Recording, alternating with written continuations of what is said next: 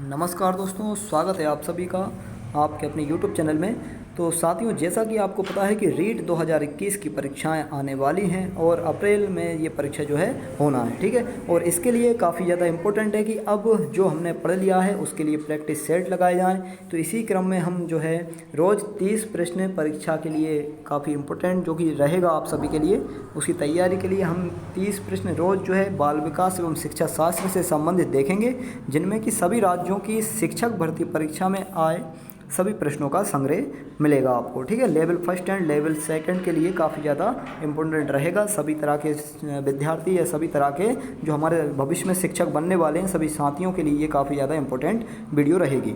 तो आप हमारे साथ लास्ट तक बने रहिए। चलिए आइए शुरू कर देते हैं हमारे क्वेश्चन। सबसे पहला प्रश्न जो कि काफ़ी इंपॉर्टेंट रहेगा, प्रैक्टिस सेट फर्स्ट आप देख रहे हैं।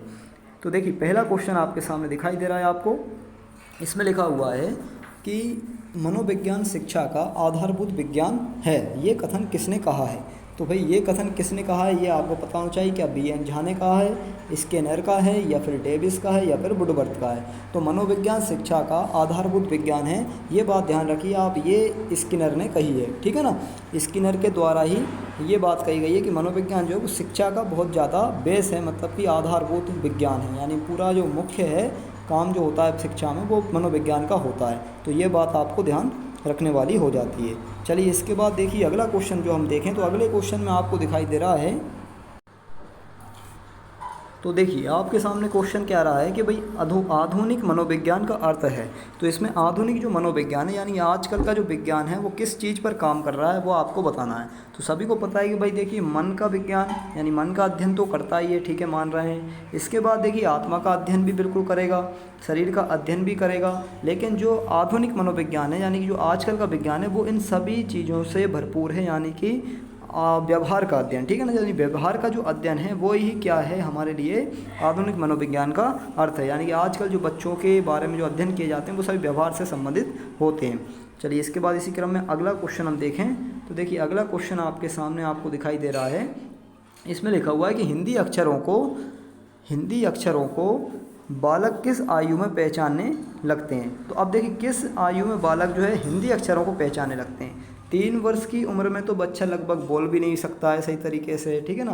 कुछ बच्चे बोलने भी लगते हैं, लेकिन हिंदी अक्षरों को पहचानने की बात हो रही है तो 4 वर्ष की उम्र में भी नहीं पहचानते हैं। लेकिन 5 वर्ष की उम्र ऐसी होती है जिसमें हिंदी के अक्षरों को पहचानने लगता है बालक। तो ये इसका बिल्कुल राइट आंसर होगा, 5 वर्ष की आयु, ठीक है। 5 वर्ष की आयु में बच्चे को, जैसे कि हम स्कूल भेजने लगते हैं बच्चे को 5 साल की उम्र में, ठीक, तो उस 5 वर्ष की उम्र के अंदर बच्चा लगभग छोटा बड़ा इस तरह के हिंदी के अक्षर पहचानने लगता है। चलिए आइए इसके बाद देखिए अगला क्वेश्चन हम देखें। तो अगला क्वेश्चन आपको दिखाई दे रहा है कि बुद्धि लब्धि मापन के जन्मदाता हैं। तो बुद्धि लब्धि जो है उसके मापन के जन्मदाता कौन है, यानी बुद्धि लब्धि जो है परीक्षण किया गया था वो किसके द्वारा लाया गया था, ठीक है। तो ये सब इसका जो आंसर है वो है टर्मन।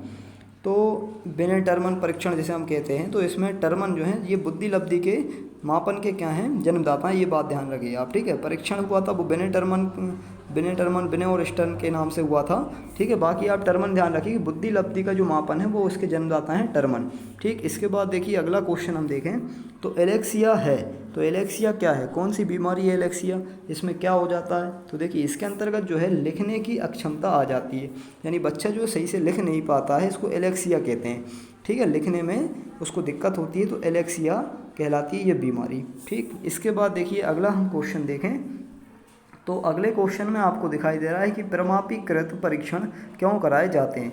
तो प्रमापीकृत जो परीक्षण हैं वो क्यों कराए जाते हैं। प्रमापीकृत परीक्षण का मतलब होता है कि जो माप तोल से संबंधित होते हैं। तो इस तरह के परीक्षण क्यों कराए जाते हैं, तो इसका जो राइट आंसर होगा वो होगा, इसका जो राइट आंसर है वो है भाई इसका बी, ठीक है। बी इसका राइट आंसर होगा। क्यों होगा, क्योंकि देखिए प्रतिभाशाली बालकों की पहचान के लिए जो प्रमापीकृत जो परीक्षण होते हैं वो कराए जाते हैं, यानी इसके द्वारा जो है बच्चों का प्रतिभाशाली स्तर पता चल जाता है हमें। मंदबुद्धि बालकों की पहचान के लिए, पिछड़े बालकों की पहचान के लिए, बहरे बालकों की पहचान के लिए, तो ये तो सभी क्या है किसी भी तरह से समझ में आ जाते हैं बच्चों का। लेकिन प्रतिभाशाली का जो स्तर है वो हमें एक नया, मतलब एक तरह से ये मान लीजिए विशेष परीक्षण के द्वारा ही समझ में आता है। इसलिए प्रमापीकृत परीक्षण कराए जाते हैं प्रतिभाशाली बालकों को देखने के लिए या पहचान के लिए। इसके बाद जो 7 नंबर का प्रश्न है इसमें लिखा है कि शिक्षक शिक्षा मनोविज्ञान की उत्पत्ति का वर्ष कौन सा माना जाता है, यानी शिक्षा मनोविज्ञान की उत्पत्ति हुई है तो वो किस सन से हुई है, तो ये हमें इसमें बताना है। तो ये आप ध्यान रखिएगा भाई, ये हुई है 1900 से स्टार्ट, ठीक है ना, यानी जो शिक्षा मनोविज्ञान की शुरुआत हुई है वो सन 1900 से शुरुआत मानी जाती है इसकी, ये आप बात ध्यान रखिएगा। चलिए आइए देखिए अगला क्वेश्चन हम देखें। तो अगले क्वेश्चन में आपको दिखाई दे रहा है कि प्याजे की औपचारिक संक्रियात्मक अवस्था बालक किस आयु अवधि तक मानी जाती है, ठीक है। तो बालक की कितनी आयु की अवधि को हम कहते हैं प्याजे की औपचारिक संक्रियात्मक अवस्था। तो औपचारिक संक्रियात्मक जो अवस्था है वो मानी जाती है 11 वर्ष से 15 तक, यानी 0 से 2 वर्ष तो इसकी संवेदी प्रेरक अवस्था होती है ना। इसके बाद फिर 2 से 7 वर्ष में जो है बालक की पूर्व संक्रियात्मक, फिर ये इसके बाद आ जाएगी केवल संक्रियात्मक यानी उत्तर संक्रियात्मक, और ये औपचारिक संक्रियात्मक, ठीक है। ये अनौपचारिक होती है 7 से 11 और ये पर यहाँ पे औपचारिक में 11 से 15 हो जाती है, तो ये इसका राइट आंसर रहेगा। इसके बाद देखिए अगला क्वेश्चन देखें तो जड़ बुद्धि वाले बालक की IQ कितनी होती है। तो जड़ बुद्धि वाले होते हैं उन बालक की IQ कितना होता है, 71 से कम होता है, इनको मूढ़ बुद्धि भी हम कह देते हैं, ठीक है ना, जड़ बुद्धि मूढ़ बुद्धि, तो 71 से कम होता है। अगला क्वेश्चन है, तो देखिए अगला क्वेश्चन देखे आपको दिखाई दे रहा है स्क्रीन पर, जो है क्या है, देखिए गर्भ में बालक को विकसित होने में कितने दिन लगते हैं। तो देखिए गर्भ में बालक को विकसित होने के लिए लगभग कितना समय लगता है, तो आप सभी को पता होगा, तो लगभग इसका जो समय होता है वो होता है 280 दिन का समय, ठीक है। तो 280 दिन यानी कि 9 माह तक लगभग बच्चा रहता है, तो लगभग 270 दिन तो वैसे ही हो जाते हैं, तो 10 दिन और एक्स्ट्रा मान लीजिए आप, तो 280 दिन का समय लगभग इसको बच्चे को गर्भ में रखता है विकसित होने के अंदर, ठीक है।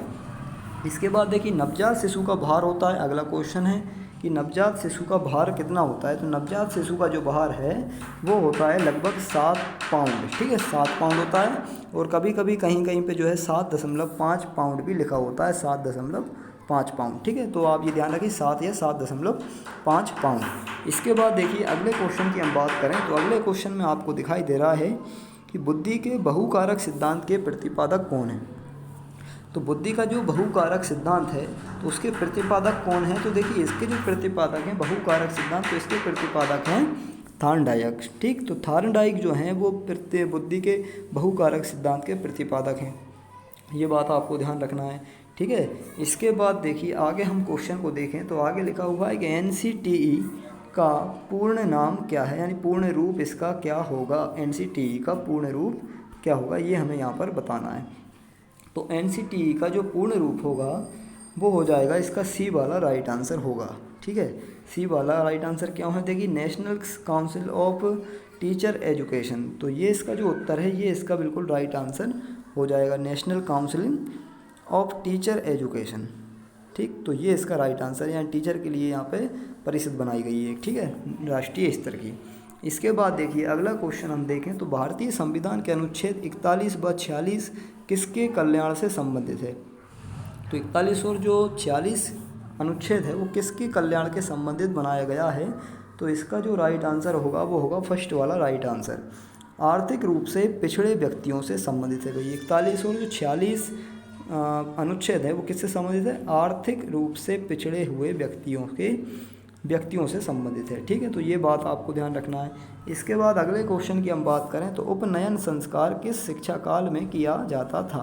उपनयन संस्कार जैसे कि जो बालक आश्रम वगैरह में पढ़ने के लिए जाते थे, है ना, मुंडन करा कर या उनको भेज देते थे, फिर इसके बाद बालक वापस तभी आता था जब सारी शिक्षा उसकी कंप्लीट हो जाया करती थी। तो उपनयन संस्कार ऐसे कौन से शिक्षा काल में किया जाता था, तो ये किया जाता था वैदिक काल में, है ना। ये सब बात हम ध्यान रखते हैं, यह पता है हम सभी को, वैदिक काल में इस तरह के शिक्षा दी जाती थी, ठीक है ना, इस तरह से।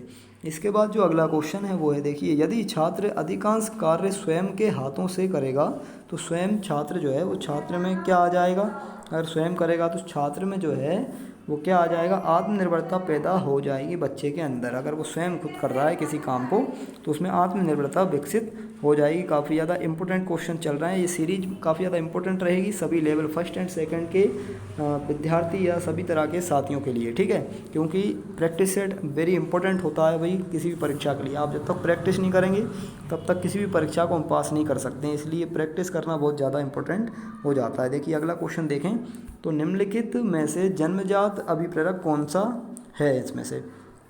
तो जन्मजात अभिप्रेरक की बात हो रही है। जन्मजात मतलब जो हमें पहले से ही मिलता है, ठीक है ना। तो जन्मजात अभिप्रेरक कौन सा है इसमें देखिए, तो निंद्रा जो होती है भाई जन्मजात है।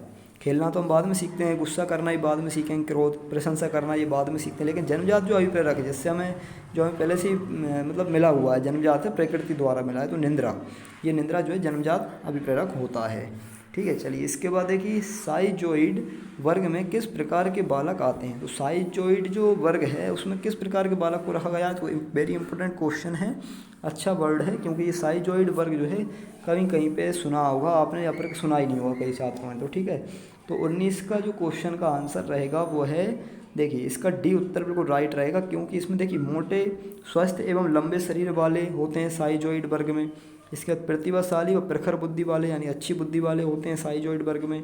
दुबले पतले तथा लंबे शरीर वाले भी इसके अंतर्गत आ जाते हैं, मोटे भी आते हैं, पतले भी आते हैं, सभी आ जाते हैं, उपर्युक्त में से कोई नहीं।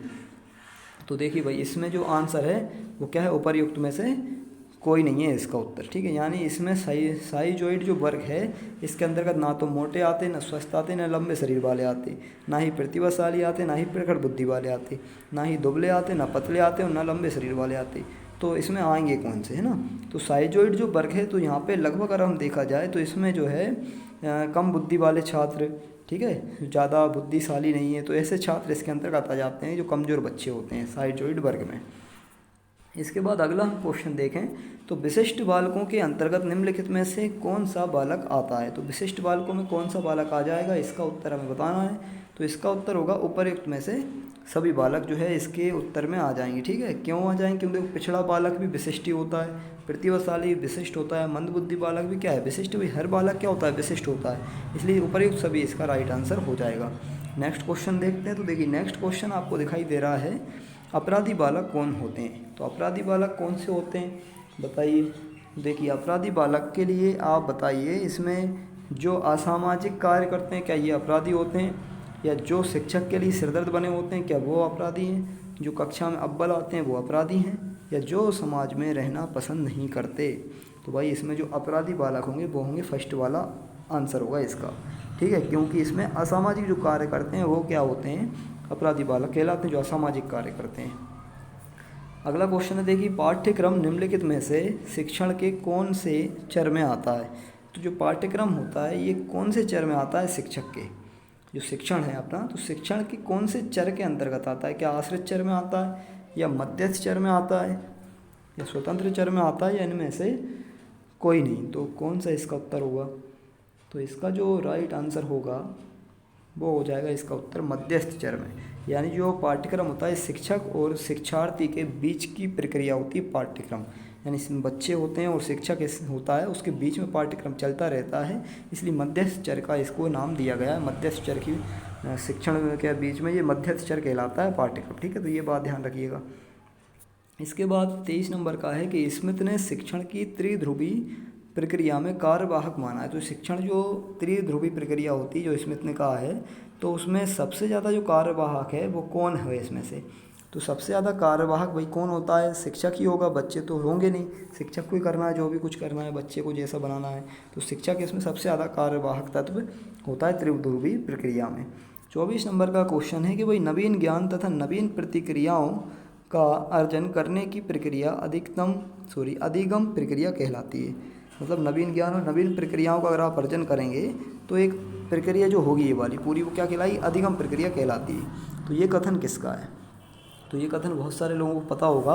तो ये कथन है वुडवर्थ का। ठीक है, वुडवर्थ ने कहा है भाई नवीन ज्ञान और नवीन प्रक्रिया, ये बात ध्यान रखिए आप, नवीन से ही समझ में जाएगा वुडवर्थ का है। तो ये इसको आप कोई रट लीजिए क्योंकि अच्छी लाइन है, हमेशा आती रहती, कहीं परीक्षाओं कभी अभी पूछ ली जाती है ना, काफ़ी पूछ लेते हैं इसको।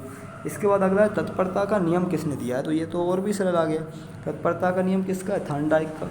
ठीक है, सीखने के नियम दिए हैं इन्होंने, तत्परता, अभ्यास का नियम, और इसके बाद एक और कौन सा है, तत्परता का नियम, अभ्यास का नियम और एक अनुभव का नियम होगा। ठीक है ना, तो ऐसे करके 3 नियम इन्होंने दिए हुए हैं, तो वो हमें ध्यान रखना है।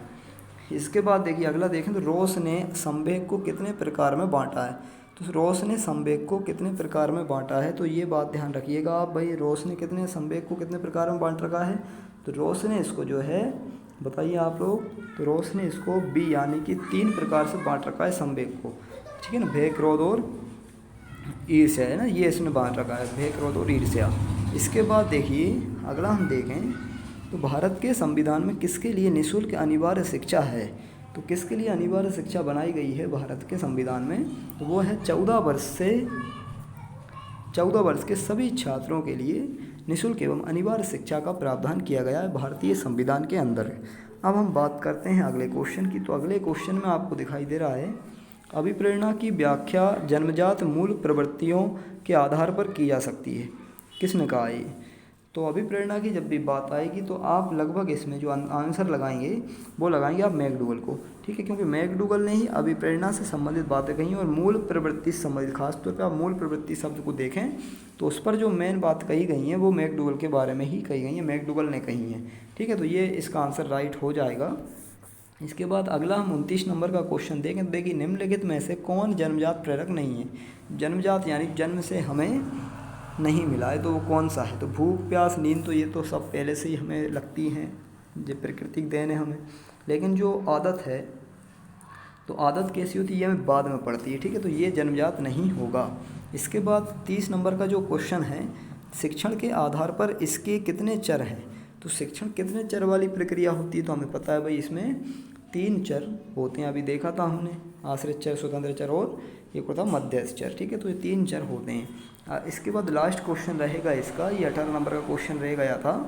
शिक्षण अधिगम प्रक्रिया को प्रारंभ करने से पहले एक कुशल अध्यापक को क्या करना चाहिए। तो क्या छात्र को दंडित करना चाहिए पहले उसको, या चुटकुले सुनाना चालू कर देना चाहिए, या फिर अधिगम परिस्थितियां उत्पन्न करनी चाहिए, या फिर आराम करना चाहिए। तो बिल्कुल सरल क्वेश्चन का आंसर हो जाएगा सी, अधिगम परिस्थितियां उत्पन्न करनी चाहिए। ऐसा नहीं कि जाकर बैठ जाओ, तो ये काम नहीं होगा, अधिगम की परिस्थितियां उत्पन्न करनी होंगी, तब जाके एक अच्छा कुशल शिक्षक कहलाएगा। तो साथियों ये आज हमारा 30 क्वेश्चन का जो डेज था यानी डोज था हमारा, आज वो कंप्लीट हो गया है। और अब नेक्स्ट डे जो है हम अगले 30 क्वेश्चन लेकर आएंगे बाल विकास एवं शिक्षा शास्त्र के, तो जिससे आपकी बेहतर तैयारी हो जाएगी रीड्स की। तो आप इसी तरह हमारे साथ बने रहें, और वीडियो अगर पसंद आए तो लाइक, शेयर एंड सब्सक्राइब जरूर करिए। बहुत बहुत धन्यवाद आप सभी का।